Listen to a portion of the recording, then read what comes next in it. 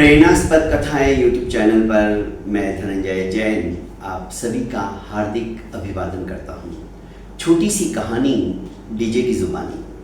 दोस्तों, दो दोस्त थे।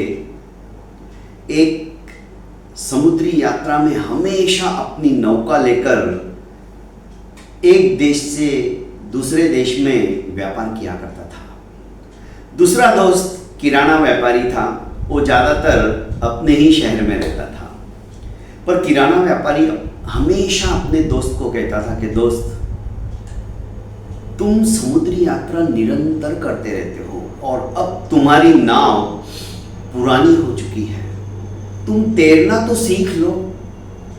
उसने कहा, यार मेरे पास इतना समय कहाँ है जो मैं तैरना सीखूं। अरे अपने गांव के अंदर ही जो तरन तारन तालाब है उसके अंदर जो तैराकी सिखाता है वो कहता है, दावा करता है कि मैं सिर्फ और सिर्फ 3 दिन के अंदर किसी को भी तैरना सिखा सकता हूं। तो तुम उसके पास सीख लो ना, 3 दिन की तो बात है।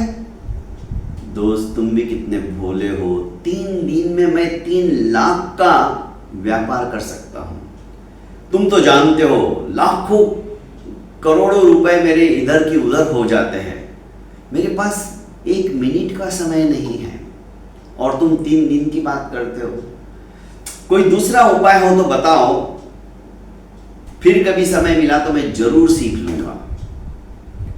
दोस्त ने कहा, एक काम करो, तुम लकड़ी के 2 बड़े पीपे हमेशा नौका में अपने पास रखा करो, खाली, ताकि तुम तूफान वगैरह कभी कुछ आया या समुद्री संकट आया तो उस समय तुम्हें उन पीपों का अवलंबन लेके बचने का एक रास्ता मिल सकता है। उसने कहा, ठीक है दोस्त, तुम इतना कहते हो तो आज से मैं तुम्हें वचन देता हूं कि 2 पीपे हमेशा मेरे पास ही रहेंगे। ठीक है, बात आई गई हो गई। कतिपय दिवस व्यतीत हो गए। 2 पीपे, ये जो दोस्त था नौका विहार करने वाला, हमेशा अपने पास ही रखा करता था। जहां वो सोता था वहां पे भी वो 2 पीपे अपने लिए रखे रखता था, क्योंकि उसने अपने दोस्त को वचन दिया था। एक दिन वही हुआ जो होना था। भयंकर तूफान आया, नौका डगमगाने लगी। नाविकों ने, जो नौका चलाने वाला था, उसने कहा कि मालिक, नौका किसी भी क्षण टूट सकती है और सब का सब माल और हमारी जान समुद्र में स्वाह हो सकती है। इसलिए हम तो अब इस नौका को चलाने में असमर्थ हैं। मैं तो समुद्र के अंदर झंपापात करके अपनी जान बचाने की फिराक में हूं अभी। और ऐसा बोलते बोलते उसने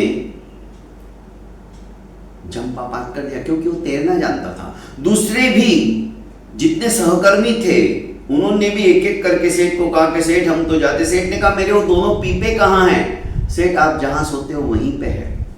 ठीक है। बाकी सब जब एक एक करके समुद्र में छलांग लगाकर तैरकर अपना अपना रास्ता नापने लगे। अब सेठ ने सोचा कि स्वर्ण मुद्राओं से भरे 2 पीपे भी हैं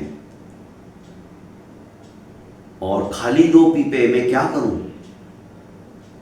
कौन से पीपे लेके समुद्र में कूद जाऊं? उसने सोचा कि खाली पीपों को लेके कूदने से फायदा क्या?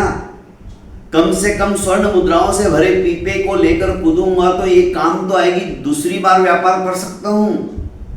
यही सोच के उसने दोनों पीपों को अपने हाथों से उठाया और समुद्र के अंदर झंपापात कर दिया। परिणाम वही हुआ जो होना चाहिए। स्वर्ण मुद्राओं के साथ साथ ये दोस्त पूरा समुद्र के अंदर डूब गया और उसने अपनी जिंदगी से हाथ धो दिए। दोस्तों, ये कहानी हमारे जीवन के ऊपर आधारित है। संसार रूपी समुद्र के अंदर भी हम इस शरीर रूपी नौका, जो कि टूटी फूटी है, कभी भी कुछ भी हो सकता है, किसी भी क्षण कराल काल का तूफान आ सकता है और हमारी नौका ये छिन्न भिन्न हो सकती है। इस आत्मरूपी दोस्त को बचाना है ना दोस्तों, तो सत्संग का, ज्ञान का खाली पीपा हमेशा रखो, जिसमें ना तो क्रोध हो, ना मोह हो, ना माया हो, ना अहंकार हो, ना आसक्ति हो। बस उसको लेके कूद जाओ, संसार सागर पार हो जाएगा। वरना बस बेटी की शादी करवा देता हूं, थोड़ा सा समय, जैसे कि 3 दिन उसके पास नहीं थे तैराकी सीखने के लिए। इस विशाल समुद्र को हम अपनी भुजाओं से तैर नहीं सकते, पर तैरना सीख गए तो शायद बचने की उम्मीद रहती है। और तैराकी यदि हमें आ गई तो संसार सागर से पार भी हो सकते हैं। पर मोह के अंदर हम इतने अंधे हो जाते हैं।